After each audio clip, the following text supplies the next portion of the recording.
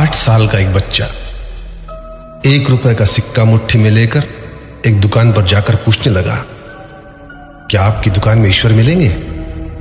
दुकानदार ने यह बात सुनकर सिक्का नीचे फेंक दिया और बच्चे को निकाल दिया। बच्चा पास की दुकान में जाकर 1 रुपए का सिक्का लेकर चुपचाप खड़ा रहा। ए लड़के, 1 रुपए में तुम क्या चाहते हो?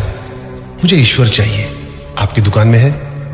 दूसरे दुकानदार ने भी भगा दिया, लेकिन उस अबोध बालक ने हार नहीं मानी। एक दुकान से दूसरी दुकान, दूसरी से तीसरी, ऐसा करते करते कुल 40 दुकानों के चक्कर काटने के बाद एक बूढ़े दुकानदार के पास पहुंचा। उस बूढ़े दुकानदार ने पूछा, तुम ईश्वर को क्यों खरीदना चाहते हो? क्या करोगे ईश्वर लेकर? पहली बार एक दुकानदार के मुंह से यह प्रश्न सुनकर बच्चे के चेहरे पर आशा की किरणें लहराई। लगता है इसी दुकान पर ही ईश्वर मिलेंगे। बच्चे ने बड़े उत्साह से उत्तर दिया, इस दुनिया में मां के अलावा मेरा और कोई नहीं है। मेरी मां दिन भर काम करके मेरे लिए खाना लाती है। मेरी मां अब अस्पताल में है। अगर मेरी मां मर गई तो मुझे कौन खिलाएगा? डॉक्टर ने कहा है कि अब सिर्फ ईश्वर ही तुम्हारी मां को बचा सकते हैं। क्या आपकी दुकान में ईश्वर मिलेंगे? हाँ मिलेंगे। कितने पैसे हैं तुम्हारे पास? सिर्फ 1 रुपया। कोई दिक्कत नहीं है, 1 रुपए में ही ईश्वर मिल सकते हैं।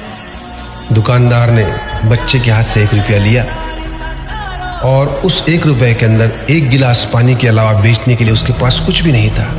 इसलिए उस बच्चे को फिल्टर से 1 गिलास पानी भर कर दिया और कहा, यहां पानी पिलाने से ही तुम्हारी मां ठीक हो जाएगी। अगले दिन कुछ मेडिकल स्पेशलिस्ट उस अस्पताल में गए। बच्चे की मां का ऑपरेशन हुआ और बहुत जल्दी ही वह स्वस्थ हो गई। डिस्चार्ज के कागज पर अस्पताल का बिल देखकर उस महिला के होश उड़ गए। डॉक्टर ने उन्हें आश्वासन देकर कहा, टेंशन की कोई बात नहीं है। एक वृद्ध सज्जन ने आपके सारे बिल चुका दिए हैं, साथ में एक चिट्ठी भी दी है। महिला चिट्ठी खोलकर पढ़ने लगी। उसमें लिखा था, मुझे धन्यवाद देने की कोई आवश्यकता नहीं है। आपको तो स्वयं ईश्वर ने ही बचाया है। मैं तो सिर्फ एक जरिया हूं। यदि आप धन्यवाद देना ही चाहती है तो अपने अबोध बच्चे को दीजिए, जो सिर्फ 1 रुपए लेकर नासमझों की तरह ईश्वर को ढूंढने निकल पड़ा।